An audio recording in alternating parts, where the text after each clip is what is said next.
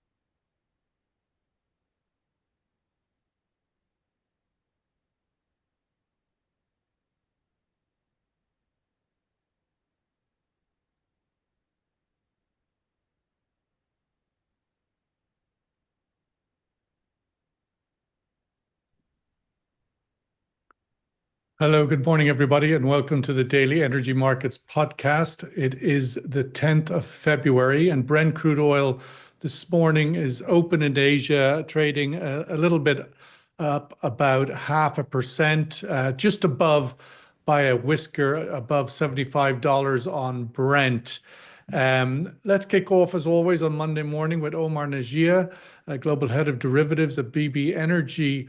Omar, is this oil market immune to all of the sort of Trump rhetoric of the last 2 weeks? We couldn't have had more bombastic headlines, and yet the oil market seems relatively immune. Your thoughts? I think when you first start. I mean, I remember from 2016 when Trump came in, right? So you'd look at the news avidly, and you'd look at what he said on Twitter before X, before he got banned, and all this kind of stuff. And then as the days and months roll by, you get bored. You don't get bored with stuff that he's saying, but you get bored with like knee-jerk reaction, because what usually happens is he says something, it's bearish, everybody sells. Then he says something else which is bullish, and then everybody buys. And then you realize that you're just basically treading water and not doing anything. So again, I don't really think that. I mean, sure, Trump, if he says something, but I think the market will fade Trump as time ticks, basically. So all this stuff. I mean, it like the stuff about Canada and Mexico. I'm going to put tariffs, and we're going to destroy and whatever. The next day is like, we've agreed not to put tariffs and everything. So, I think if you're going to start to trade and look at the news and whatever, then it's a nonsensical thing. I think basically, if you look at oil, you don't need me to tell you. Basically, it's been in a downtrend since about the middle of Jan, and we're coming up to the middle of Feb, Valentine's Day. But I reckon if WTI is currently trading about 71.40, if we can get about $1 above where we are now, I think we are off to the races. And the reason for that is that everybody's bearish. Everybody's like it's going lower, and it's all not good, and all this kind of stuff. And demand is I don't know what, and probably somebody will say like China again. They can't innovate. They can only copy, but they can do deep seek.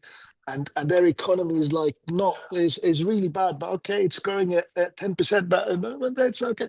So you keep getting all this stuff, but I think that oil has had a bad month, so to speak. If you can go a bit, if you can get $1 higher, and that decreases over the week as that trend line is coming down. So by like Friday, by Valentine's Day, it goes down to about 70.50. So if we stay here or hereabouts, if we start trading sideways, then I think basically people are going to start covering all. I'm not telling you that this is going to be the start of an uptrend, but we could certainly correct this move that we had from 80 dollars down to about 70, a $10 a barrel move. So you'd expect like at least $3 to the upside, maybe five, before the market decides what it wants to do. Let's welcome Niamh McBurney, Associate Director, Control Risks. Niamh, the question is really about, is this market burying its head in the sand a little bit on the remaining geopolitical risks in the region? How do you read that? How does Control Risks advise their clients at the moment with this news out of, the news, the sort of bombastic statement of Trump, the US takeover of Gaza? The Arab League have announced an emergency meeting for whatever that means. Your thoughts on the sort of 2 weeks of Trump and what it means for this ceasefires that currently exist in the Middle East? Thanks, Sean. It's good to be back. I mean, to Omar's point, I mean, I think the market is choosing broadly not to react to all of the noise when it comes to the region and the various kind of components that we have going on. Whether it's reimposing maximum pressure with the executive order at the end of last week on Iran, to ceasefires which are continuing, but there's this kind of an underlying suggestion, I think, that the move to phase 2 is going to be not as successful as, say, the Biden administration might have hoped. We can draw a direct line, frankly, between the relationship between Trump and Israeli Prime Minister Benjamin Netanyahu there. I think it's reasonable to say that Bibi is going to try and play for time. Obviously, we've got a couple of weeks of negotiations still yet to go until phase 2 was meant to be imposed. But I think that's one of the areas that we could see some movement in, a kind of lack of commitment to the originally, agreed outline. But that is to say that, none of this actually means anything for oil. The GCC countries are quite happy, kind of pottering along in the background, really keeping their powder dry, although Saudi's statement at the weekend in response to both Trump and Netanyahu's comments on Gaza was one of the most robust yet. And I think that there's an argument to say that that's at least Saudi Arabia putting its line in the sand. There are other Gulf states here which are going to have to manage their relationships a little bit more carefully, the members of the Abraham Accords. But yeah, for now, they're just kind of sitting tight. There's been a lot of words. There's not been a lot of action. Once we start seeing action, once we start seeing, for example, concrete moves by Bibi to try and undermine. In terms of action, we are seeing there's been a new Lebanese government formed over the weekend. We're seeing the Israelis continue to and the Palestinians adhere to the ceasefire agreements. The Israelis withdrawing from the so-called dividing line in the middle of Gaza that they imposed. Are these tangible? Are these real? Do they give confidence? They are tangible. Whether they give confidence or not is what happens next. I mean, the developments in Lebanon, the new government is fantastic, and obviously the US had a role to play there. Somewhat unusually, a really, really constructive role, but we shouldn't discount the effort that Nawaf Salam and his counterparts went to make sure this happened. But it's the other negative moves that we at Control Risks are thinking about. So what does Bibi do when it comes to giving the negotiating team for the ceasefire the leeway to be able to agree what phase 2 looks like? And then what are his public moves on that? And then also what more does Trump do? Maximum pressure was priced in. The executive order was already priced in. What else does he do in the next month that then makes regional actors have to shift their calculus? For now, there's nothing that has actually changed or that we weren't already expecting. But I am expecting that to change in the next couple of weeks. The expecting of the expecting. Let's go to London to Mark Oswald, who, of course, Chief Economist and Global Strategist at ADM Investor Services International. Mark, just picking up on Omar's comment there and his opening remarks about the sort of consensus bearish sentiment on China. Your thoughts on a year ago, we started out the year with China. I mean, we all went IE week with the expectation that China was going to sort of kick into gear and be the big driver of demand 2024. The opposite is the case this year. What is your view on where China stands at this point? They're still in a difficult place, without a shadow of a doubt. If you look at the numbers that we've got for the holiday spending, we don't get much data on January because they aggregate everything. That makes things a little bit complicated at the beginning of the year. But I think there's two aspects to it. One, the stimulus that they put in place has got some traction, but whether it actually boosts oil demand is very doubtful. But that's a structural change to a large extent. What one really needs to have a look at is things like passenger vehicle miles, because there are so many electric vehicles now, and the same goes for truck miles. You now have to look at those numbers to get a better idea of what the economy is doing than the oil numbers. We're already getting reports today that Chinese refiners are slashing run rates because they can't get access to the cheap Russian oil anymore because of the tightening of the sanctions under former President Biden. So it's one of those pictures. China is not one of, we're not going to see the sort of increase in demand that one had hoped for over the long run. China's going to continue to build and build and build. On the other hand, I don't think it's going to tail away. The economy itself is basically it's not doing too badly, but it's coming at a fairly large cost in terms of fiscal stimulus, which isn't getting the sort of traction that perhaps people hoped. But on the other hand, what was the intention in the first place? My own guess on China is that the authorities there basically just wanted to stop the rot and get things to stabilize. And if you put it from that perspective, then yes, we're still not going to see that. I think my bigger concern at the moment is India, where we're hoping for strong growth, even obviously if Indian consumption levels of oil are not the sort of level of China by any manner of means, but we're still expecting strong growth. And But yet still, we're seeing last week, revised growth downwards for India. They seem to, the second yes, half of last year, have lost their mojo a bit. Ever since yes. Modi didn't win a majority, it seems that has translated, or whether coincidental or not, but the two have come together. Oh, yes, absolutely. And the measures in the budget may boost consumer spending in the short term, but the removal of, well, no, the reduction, I should say, of some of the subsidies and incentives for infrastructure investment, for business investment, are basically a negative to the India outlook growth. Yeah, they were hoping for 8% growth in GDP terms, as a target. They're not going to get anywhere near. I think 5.5, 6.5 is probably the area. Notable in this, keep a good eye on the differences in the forecasts from the World Bank and the IMF, because the IMF is still quite upbeat at 6.5, but the World Bank is down in the 5.5 area for India. So that's one little sort of thing one can keep an eye on to see what's actually going on. Omar, just to get your thoughts on the earlier comment and sort of looking at it from a different perspective, but essentially nearly the same thing. If the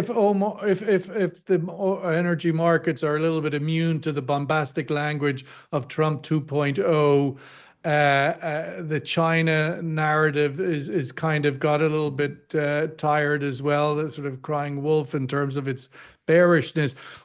Mike, what is the North Star for this energy market, do you think, for any market for that matter, but for the oil markets in particular, the North Star, it's not global growth, it's not tariffs, is it geopolitics? I mean, which one of these is the dominant North Star, or is there any North Star that you're looking at? I know, and you regularly refer to the constant liquidity and quantitative easing in the US. Is that your North Star?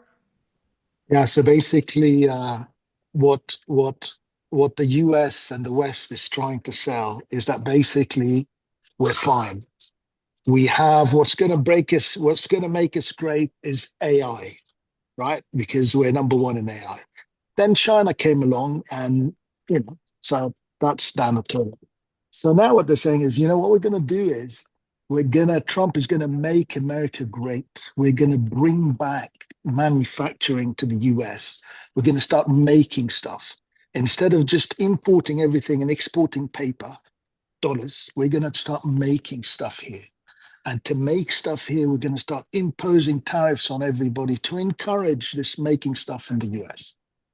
Now, that's what they're trying to sell. Reality, in my opinion, says you cannot do, that's going to take decades. That's going to take absolute decades. It's going to cost trillions with a T of dollars to do, right? So what you have basically is spending that's going to come in because the debt is so massive. Debt issuance is up on the front end of the curve because nobody's buying 10-year treasuries, nobody. And so what you have is you have basically what I think you're going to see, even though Besant was saying, like, we're going to have strong dollar, I don't know what.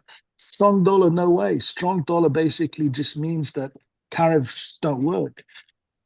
So they're going to crater the dollar to basically inflate their debt away. And when they do that, a whole of every other G whatever country is going to see that they're cratering the dollar. They're going to start cratering their currencies against each other. So basically what that means is the dollar goes lower against the rest. So against GBP, against euro. But basically the purchasing power of all this stuff together goes down, which basically means that everybody is going to start inflating. The US is going to print more debt. GBP, the BOE is going to print more. The ECB is going to print more. Everybody and his friend is going to print more. And the Chinese are going to print more, and they want to weaken the yuan, and they want to basically, quote unquote, stimulate and. So there's no end in sight. So what that means is the S&P skyrockets, right? What it means is basically commodities in general skyrocket. What it means is hard assets. So the price of eggs is definitely going up, right?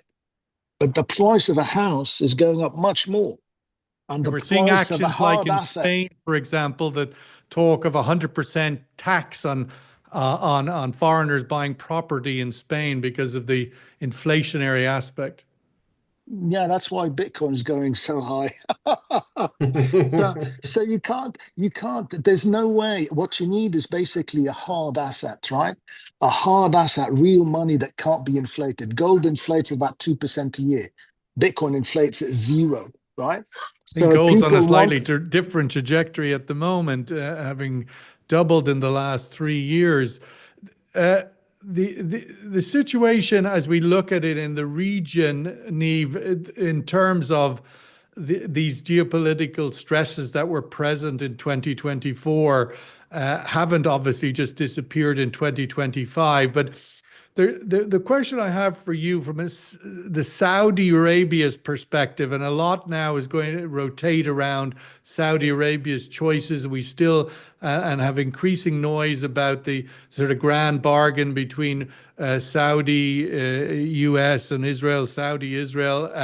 But also my question to you is, what is more important, or where does it balance out, do you think, from a Riyadh point of view, the Riyadh-Tehran rapprochement that happened last year, and this sort of mirage in the desert of Riyadh-Tel Aviv deal? How do you see those two things prioritized in Riyadh, and the outlook for those two things to move ahead this year? So both of those things are now in direct conflict in a way that they weren't just a couple of months ago. The Trump administration has been the proverbial nail in the coffin for that. From a short-term perspective, preserving the relationship with Tehran is absolutely vital. And there's an argument to be made that not now, but maybe in a couple of months' time, Riyadh becomes one of the most important interlocutors in managing the relationship between Iran and the US. Obviously, very quietly, very much back channel. But it has the potential to play the role of a mediator in a way that it never has before, and obviously one that suits its own interests. But then on the other hand, the kind of the talk of the grand, it's normalization and strategic agreement with the US. There's a lot of people who are saying now that normalization is off the table. For us, this is a matter of perspective and time. Normalization is off the table for now, without a doubt, absolutely. There are the counterparties to the agreement, whether it's the Trump administration or whether it's, Netanyahu as he's currently framing Israeli policy, those are not people that the Saudis can work with to get that over the line. Although if you believe a lot of the US press, it basically is. But from Riyadh's perspective, that's not the case. But as I said, it's a matter of time. Normalization will happen eventually. It's just not going to happen right now. And it's really important that we keep that in perspective. Just the range of change within the region that we've seen in the last 18 months. A year ago, we were talking about the potential for normalization to proceed under certain conditions. There's always ifs. There are always ifs.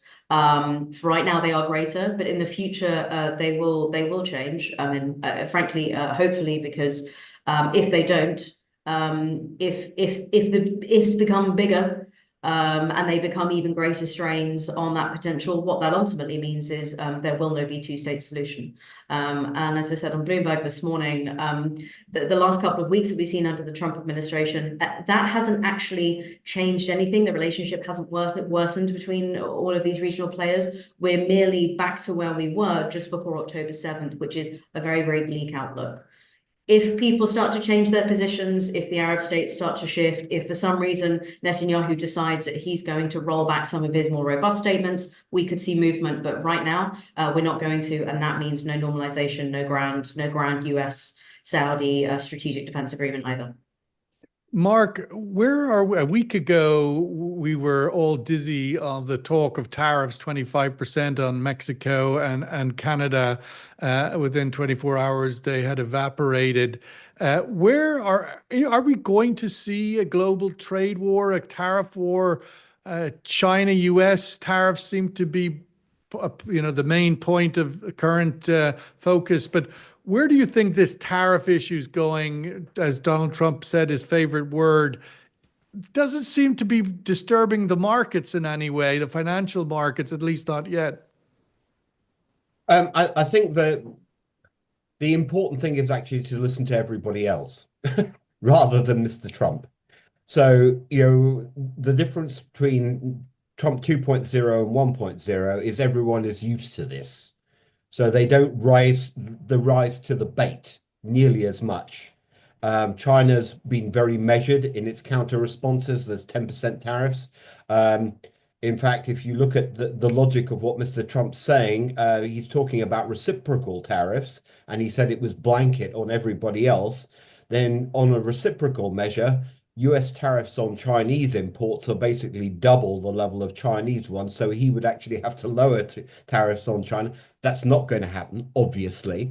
But it is this discombobulation, the entropy within everything that Trump says, that a lot of people basically are now looking at it and saying, right, let's just see what is actually imposed and whether it's actually delivered in the long run. So that whole Canada, Mexico, and indeed the Colombia tariffs that we've got as examples are a reminder to everybody in markets not to jump the gun. And that's really why we're not having these sort of big reactions. Because as Omar said, it gets very costly to run a portfolio if you're jumping every 5 minutes to this headline and that headline, only to read something in the next 10 minutes or hour or 48 hours, which basically reverses all of that and makes so people are managing this volatility by actually saying, look, let's see what's actually done. And let's see what sort of actual real impact it has. And the imposition of steel and aluminium tariffs overnight, I think the most important thing to remember there is they didn't work in the first regime. They rarely ever do. And the second one, going back to a point that Omar made, just as for people to think about, Trump can't achieve what the Inflation Reduction Act and the CHIPS Act achieved. It doubled the pace, which had been basically steady for 15, 20 years, of US manufacturing construction, which is basically manufacturers building new plants, new warehouses, in the space of 18 months. 18 months. So at one stage, it was running up at almost 90% per year. Trump can't achieve that, particularly not now that it's already doubled. So I think we just need to be much more, and the Fed is certainly doing this, being much more circumspect in basically saying, let's have a look at what the actual data is, how, and paying attention to surveys above all of businesses about what action they're taking. The biggest problem with what Trump's doing is it unsettles everybody. So businesses who are looking to hire or make investment plans basically say, right, we need to pull this all back a bit. Especially when you're thinking about multi-billion-dollar LNG export facilities.